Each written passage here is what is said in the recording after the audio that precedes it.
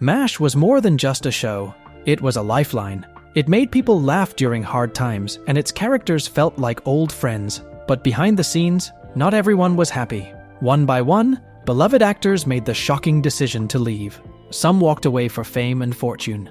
Others left to escape the pressures of Hollywood. And for a few, leaving MASH led to heartbreak, regret, and even tragedy. The last thing I need in this world is trouble from the AAA high school diploma company of Delavan, Indiana. No exit was more shocking than that of McLean Stevenson. He was the soul of the early seasons, playing a character so warm and beloved that fans never expected him to go. But when he did, the way MASH sent him off left audiences in tears. And what happened to him after he walked away was more heartbreaking than you can imagine. As Lieutenant Colonel Henry Blake, McLean played the kind, often overwhelmed commanding officer who tried his best to keep order at the 4077th. His warmth, humor, and fatherly presence made him one of the show's most beloved characters. Fans loved his bumbling but well-intentioned leadership, and his chemistry with the rest of the cast was undeniable. But despite the love he received from audiences, Stevenson felt frustrated behind the scenes. He believed he wasn't getting enough screen time, and that the show's focus was shifting too much toward Alan Alda's character, Hawkeye. Stevenson wanted more recognition, bigger roles, and a chance to be a leading man. By the end of Season 3, he made a bold decision. He would leave MASH in search of greater opportunities. He was confident that a bigger career awaited him outside the confines of the show. He had been offered starring roles in sitcoms, and the idea of headlining his own show was too tempting to pass up. Producers were not happy about losing such a key character, and they wanted his departure to be unforgettable. Unlike other actors who left quietly, Stevenson's exit was brutal and heartbreaking. In the Season 3 finale, Henry Blake is given an honorable discharge and says goodbye to his friends at the 4077th. Viewers watched as he hugged Radar, Hawkeye, and Trapper, heading home to finally be with his family. It was a bittersweet farewell, until the final moments of the episode delivered an emotional gut punch. Radar walks into the operating room, looking pale and shaken. His voice trembles as he delivers the devastating news. "I have a message. Lieutenant Colonel Henry Blake's plane was shot down over the Sea of Japan. There were no survivors." Silence filled the screen, the characters, the audience. No one saw it coming. This was not just another departure. It was final. It was painful. And it became one of the most shocking moments in television history. Stevenson later admitted he regretted his decision almost immediately after watching the episode. He thought his character might be written off in a way that left room for a possible return. But there was no coming back. His fate had been sealed. Stevenson believed leaving MASH would launch him into stardom. Instead, it did the opposite. He landed leading roles in several sitcoms, including The McLean Stevenson Show, Hello, Larry, and In the Beginning, but none of them came close to the success of MASH. Most were cancelled after just one season. He struggled to find another breakout role, and with each failure, his regret grew deeper. Despite his talent, Stevenson became known in Hollywood as the man who made one of the biggest career mistakes in television history. In interviews, he often spoke fondly of MASH, admitting he had no idea how much he would miss it. He later told talk show hosts that leaving the show was the worst decision he ever made. He remained active in television, taking on guest roles, but he never found the same level of success again. Over time, he faded from the spotlight. As the years went on, Stevenson accepted that his career would never be what he had once hoped. Still, he remained a beloved figure among MASH fans. He often appeared on talk shows reminiscing about his time on the series, making people laugh with his natural charm. But behind his smile, there was sadness, a quiet understanding that he had walked away from something truly special. On February 15, 1996, McLean Stevenson suffered a heart attack at his home in Los Angeles. He was rushed to the hospital but passed away later that night at the age of 68. His death shocked fans, and tributes poured in from his MASH co-stars. Alan Alda, who had become one of Stevenson's closest friends, later said, "McLean was a funny, warm, and wonderful man. I wish he had stayed with us longer, not just on the show but in life." Perhaps the most tragic part of Stevenson's story is that he spent his final years knowing he had made a mistake he could never undo. He left MASH hoping for something bigger, but instead, he left behind the greatest role of his career. Stevenson's story was heartbreaking, but he wasn't the only actor who left MASH and faced unexpected struggles. Others followed in his footsteps, believing they were making the right choice, only to face disappointment, regret, and even tragedy. One of those actors was Wayne Rogers. Making a fairy tale documentary. All volunteers. The man who played Trapper John McIntyre. He had his own reasons for walking away from MASH, but what happened to him afterward left fans just as shocked. Why did Wayne Rogers leave MASH? And did he suffer the same fate as McLean Stevenson? The answer will surprise you. Wayne Rogers was a fan favorite as Captain Trapper John McIntyre. He was the perfect counterbalance to Alan Alda's Hawkeye Pierce. Both characters were mischievous, charming, and fiercely loyal to each other. Together, they formed one of television's most beloved duos, bringing humor and heart to the 4077th. But after just 3 seasons, Rogers did something that stunned audiences. He walked away from MASH without looking back. Unlike McLean Stevenson, whose departure ended in regret and career struggles, Rogers' story took an entirely different turn. When MASH first started, Rogers was excited about his role. He had been drawn to Trapper John because the character was originally meant to be an equal co-lead alongside Hawkeye. The two doctors were supposed to share the spotlight, their friendship driving the heart of the show. However, as the series progressed, things started to shift. The writers gradually began giving Hawkeye more of the major storylines, while Trapper John was increasingly pushed to the background. Alan Alda's charisma and acting talent made him a natural focal point, and the producers leaned into that, sometimes at the expense of Rogers' character. Rogers wasn't bitter about Alda's success, but he felt frustrated with how his own role was evolving. Trapper John had gone from being a strong, independent character to feeling more like Hawkeye's sidekick, and Rogers wasn't interested in playing second fiddle. By the end of Season 3, he had made up his mind. He was done with MASH. He didn't even bother negotiating a new contract. Unlike other actors who might have worried about walking away from a hit show, Rogers had no hesitation. He refused to be locked into a role where he felt underutilized. Unlike McLean Stevenson's dramatic exit, Trapper John was simply gone. When Season 4 began, there was no emotional farewell, no shocking death scene. The show handled his departure off-screen, explaining that Trapper had been discharged while Hawkeye was away. Just like that, one of the most beloved characters on MASH disappeared without a trace. Fans were left confused and disappointed, but Rogers had already moved on. If McLean Stevenson's departure was a cautionary tale of regret, Wayne Rogers was the opposite. While Stevenson struggled to find success after MASH, Rogers thrived. He quickly landed other acting roles, including playing a doctor again, this time as the lead in House Calls, a sitcom that ran for 3 seasons. But acting wasn't even the most significant part of his post-MASH life. Unlike many actors who struggled financially after leaving a hit show, Rogers took an entirely different path. He became a wildly successful investor, businessman, and financial expert. While some of his former co-stars worried about typecasting and finding their next role, Rogers was building a fortune. He invested in real estate, banking, and even became a regular guest on financial TV shows, sharing his expertise. By the time most actors would be slowing down, Rogers had built an empire worth millions. He didn't just survive after MASH, he thrived. Rogers remained close with his former MASH castmates, despite leaving so suddenly. He never spoke badly about the show, and in later interviews, he made it clear that he had no regrets. He had left on his own terms, and in his mind, it had been the right decision. While he didn't return to the role of Trapper John, the character lived on in the CBS, which starred Pernell Roberts in the lead role.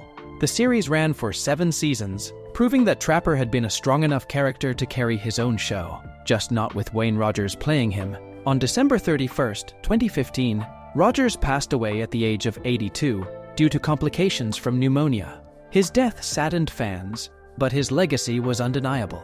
He had walked away from one of the most successful TV shows of all time and managed to build an entirely new life on his own terms. McLean Stevenson left MASH chasing stardom, but found only disappointment and regret. Wayne Rogers left for personal reasons and went on to find massive success in an entirely different field. Their stories were complete opposites, yet they both showed the risks actors take when they leave a hit show. But Rogers wasn't the only one who felt overshadowed on MASH. Another actor would soon make the painful choice to leave, a decision that many believe hurt his career more than anyone else's. Larry Linville, great men have their doubts. They say going up San Juan Hill, Teddy Roosevelt was worried sick about breaking his glass. The man behind Major Frank Burns had played one of the show's most hated characters. But behind the scenes, his departure had nothing to do with bad blood. In fact, what happened to him after MASH was more tragic than anyone realized. Why did Larry Linville leave MASH? And what heartbreaking fate awaited him? The truth is even sadder than you think. Major Frank Burns was one of the most despised characters on MASH, and that was exactly the point. Larry Linville played the whiny, incompetent, and hypocritical surgeon so well that audiences loved to hate him. Burns was arrogant, yet cowardly, strict, yet foolish, and his secret affair with Major Margaret Hot Lips Houlihan only added to his reputation as a man desperate for approval. For 5 seasons, Linville brought Frank Burns to life with expert comedic timing and a performance that made him unforgettable. But by the end of season 5, he shocked fans by walking away from MASH without any public explanation. Unlike McLean Stevenson or Wayne Rogers, Linville didn't leave because he was frustrated with the show or seeking better opportunities. His departure had a very different reason, and the consequences would haunt him for years. After 5 seasons, Linville felt that Major Frank Burns had run his course. The character had been the primary antagonist of the early seasons, but as the show evolved, Burns became more of a one-dimensional joke. Linville knew that Burns wasn't growing as a character. The bullying, the cowardice, and the incompetence had all been played out.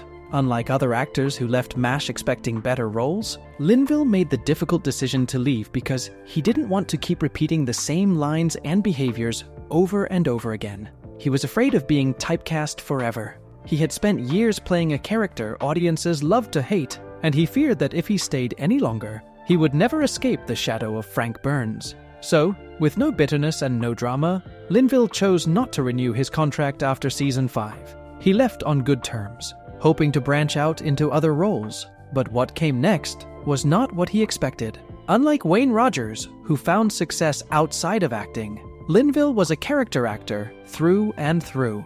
He wanted to continue acting, but Hollywood had a different plan.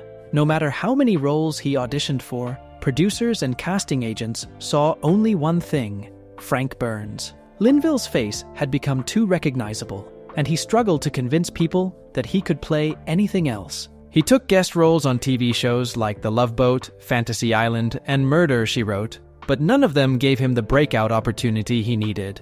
He appeared in several movies, but they were mostly low-budget and forgettable. Linville had feared being typecast, and his worst nightmare had come true. While Alan Alda, Loretta Sweet, and others from MASH continued to find success, Linville's career stalled. He had willingly left MASH to avoid being stuck, but instead, he found himself in a situation far worse than if he had stayed. As Linville's career slowed, so did his health. He was diagnosed with lung cancer in the late 1990s, and despite undergoing surgery, the disease continued to spread. He never received the late career revival that some of his MASH co-stars enjoyed. While he remained active in smaller roles, the fame and recognition he once had faded over time. Fans still remembered Frank Burns, but Linville, the man, slowly disappeared from Hollywood's spotlight. On April 10, 2000, Larry Linville passed away at the age of 60. His death was met with sadness, but for many fans, it was also a reminder of how unfair Hollywood could be. He had been a brilliant actor who made Frank Burns one of the most memorable villains in TV history. Yet, in the end, he struggled to escape the very character he had worked so hard to create. Despite his struggles after MASH, Linville's performance as Frank Burns remains legendary. He gave the show one of its greatest antagonists, and his presence helped define the early seasons. But his story serves as a tragic lesson. Sometimes, even the best actors can become trapped by their most famous roles. Linville had wanted to prove he could do more, but Hollywood wouldn't let him. He wasn't the only MASH actor who faced heartbreak after leaving the show. Another beloved cast member, Gary Burghoff. Listen, buddy, we're a hospital. How would you like it if we fired patients at you? What? Who played the sweet and innocent Radar O'Reilly, also walked away. But his reason for leaving was deeply personal, and what happened to him afterward would break fans' hearts. Why did Gary Burghoff leave MASH? And what devastating struggle did he face after saying goodbye to the show? The truth is more painful than you could ever imagine. Few characters in MASH were as beloved as Walter Radar O'Reilly. Played by Gary Burghoff, Radar was the heart and soul of the 4077th, a kind, innocent, and almost childlike character who seemed to keep the entire unit together. With his signature teddy bear and uncanny ability to hear incoming helicopters before anyone else, Radar wasn't just a fan favorite. He was a symbol of purity in a world filled with war and chaos. So when Radar left MASH, fans were devastated. Unlike other actors who left due to contract disputes or creative frustrations, Burghoff's departure was deeply personal. What forced him to walk away from a role that made him famous? And what painful struggles awaited him after leaving? Burghoff had been with MASH from the very beginning, even reprising his role from the original 1970 film. But as the seasons went on, the pressures of the show and his personal life began to take a toll on him. Unlike many of his co-stars, Burghoff struggled deeply with the long and grueling filming schedule. He had always been a perfectionist, often obsessing over the smallest details in his performances.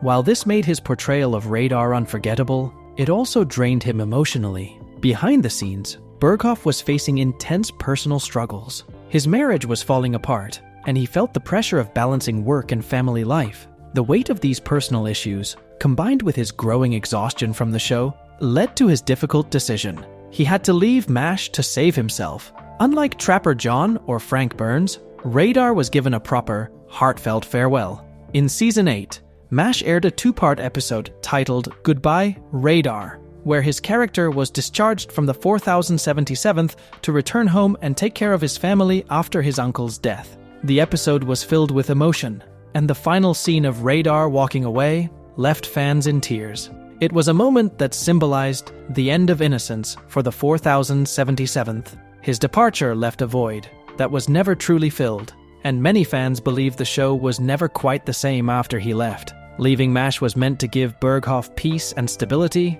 but it did the opposite. His acting career never reached the same heights again. Despite being a talented actor, Burghoff found himself typecast as Radar. Directors and casting agents couldn't see him as anyone else, and his attempts to branch out into other roles largely failed. He starred in a short-lived spin-off called Walter, which followed Radar as a police officer, but the show was cancelled after just one episode aired. As the years passed, acting opportunities became scarce. The industry had moved on, and Burghoff struggled to find work. Unlike Wayne Rogers, who found success in business, or Alan Alda, who continued thriving in Hollywood, Burghoff faded from the public eye. On top of his declining career, Burghoff faced financial troubles. He made some unfortunate business decisions, and at one point, he was forced to sell his personal belongings, including memorabilia from MASH, just to stay afloat. But perhaps the most painful struggle was his battle with depression. Burghoff had always been known for his kind and gentle nature, but after leaving MASH, he found himself increasingly isolated. The fame that once brought him joy had turned into a burden. He withdrew from Hollywood, living a quiet life away from the spotlight. In interviews years later, Burghoff admitted that leaving MASH was one of the hardest decisions of his life. He knew he needed to prioritize his well-being, but he never anticipated how much he would miss the show or how difficult life would become after stepping away. In the years that followed, Burghoff rarely made public appearances. He focused on painting, finding peace in art when Hollywood no longer offered him opportunities. While other MASH actors continued to thrive, he remained largely out of the limelight. Today, fans still remember him as Radar, the sweet, kind-hearted boy who brought warmth to a show set in a war zone. His performance remains one of the most cherished parts of MASH, and despite his struggles, he left behind a legacy that will never be forgotten. Burghoff's story is another example of how leaving MASH didn't always lead to something better. Some, like Wayne Rogers, thrived. Others, like McLean Stevenson, Larry Linville, and Gary Burghoff, faced regret, career struggles, and personal hardships. But there was one actor whose story was even more painful than all the rest. Half his chest is gone. Does he even have a pulse? David Ogden Stiers, the man behind the sophisticated and intelligent Major Charles Emerson Winchester III, had his own deeply personal reasons for leaving MASH, and the heartbreaking secret he carried for decades would only be revealed after his passing. What was the real reason David Ogden Stiers left MASH? And what hidden truth about his life only came to light years later? The revelation is truly heartbreaking.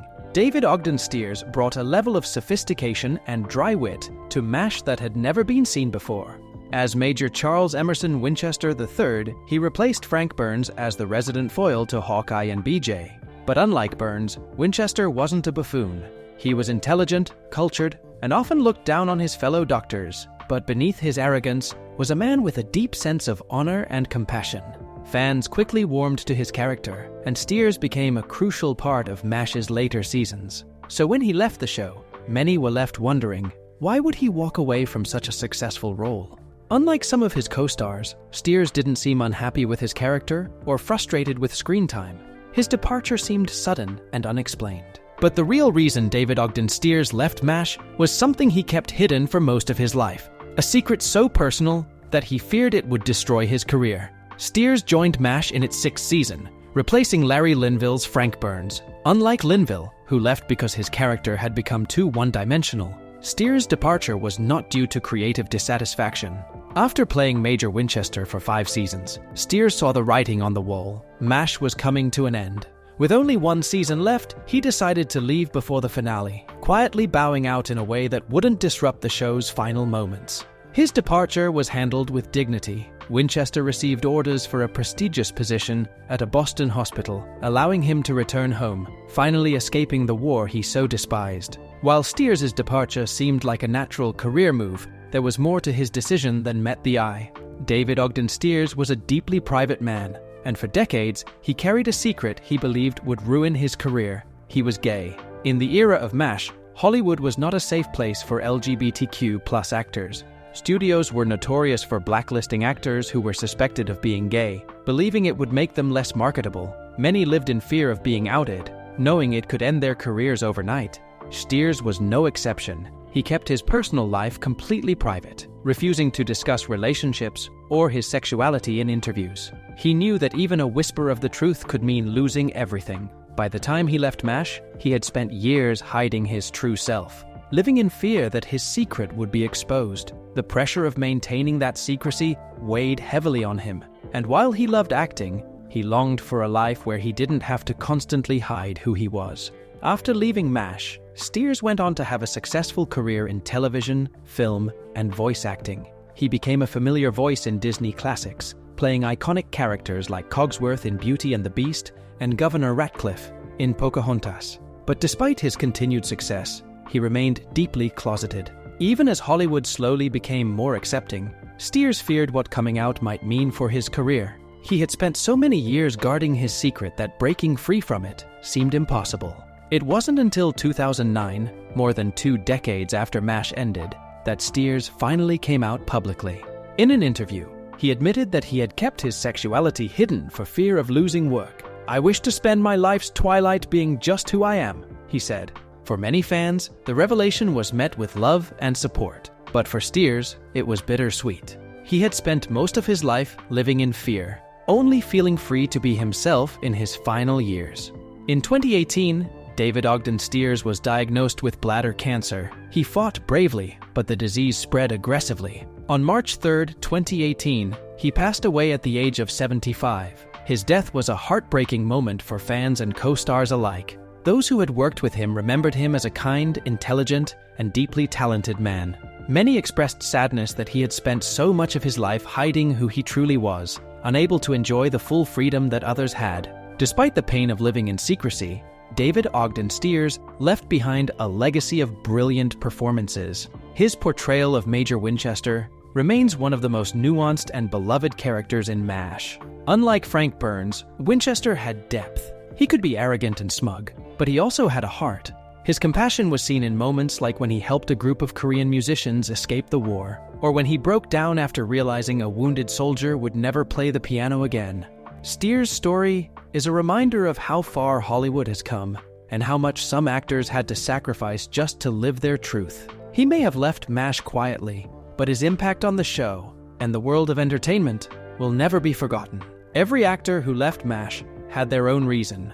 Some sought bigger opportunities, some wanted creative freedom, and others left for personal battles they couldn't fight while under the spotlight. But one truth connects them all. Leaving MASH was never easy. For some, it led to regret and career struggles. For others, it brought success in unexpected ways. But for all of them, walking away from one of the greatest shows in television history was a decision that changed their lives forever. And yet, there's one final revelation, one last shocking truth about an actor who never wanted to leave MASH but was forced out.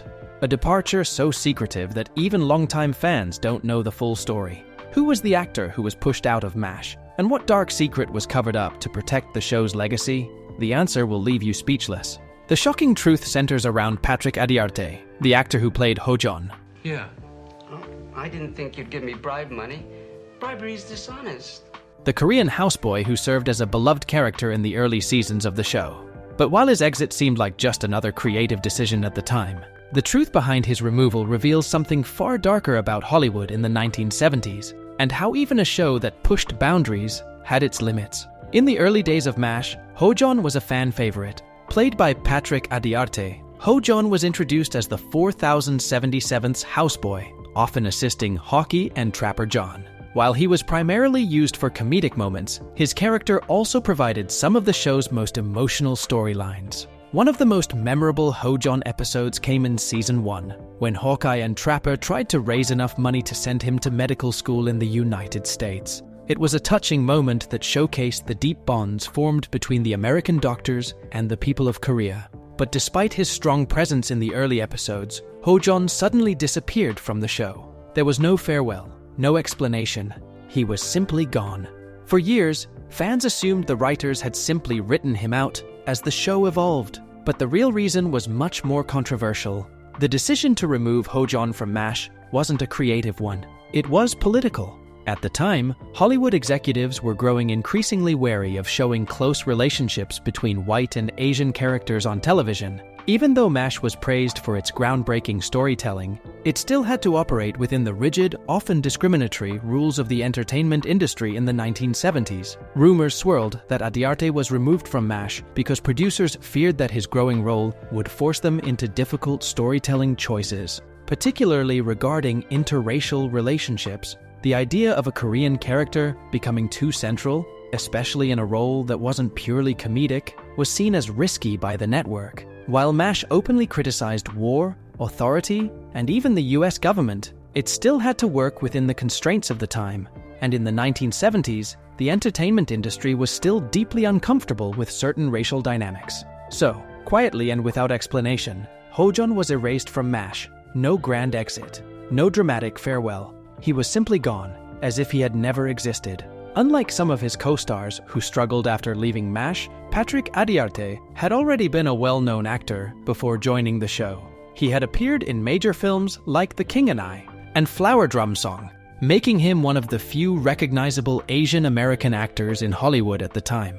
But despite his talent, opportunities for Asian actors were extremely limited. After leaving MASH, Adiarte found himself stuck, unable to land meaningful roles that weren't built on stereotypes. Hollywood had little interest in telling complex stories about Asian characters, and Adiarte, like many actors of color, faced an industry that refused to evolve. Over time, he stepped away from acting entirely. He moved into a private life, working in other industries, and slowly faded from the spotlight. Unlike some of his MASH co-stars who found success in new careers, Adiarte's exit from Hollywood wasn't by choice. It was forced by an industry that refused to let him in. To this day, MASH never officially addressed why Ho-Jon disappeared. Unlike other characters who were given a send-off, he was erased without explanation. Even in retrospectives and interviews, his absence is rarely mentioned. While the show was progressive in many ways, this was one instance where it conformed to the biases of its time. The truth is, Ho-Jon could have been a much bigger character. He could have provided a deeper, more meaningful look at the Korean experience during the war. He could have had a storyline that continued beyond Season 1, but Hollywood wasn't ready for that. And so, his character was quietly erased, pushed out not because of a lack of talent or storylines, but because the industry simply wasn't willing to go there. Every actor who left MASH carried their own burden. McLean Stevenson faced regret and career struggles. Wayne Rogers left for personal reasons and found success in business.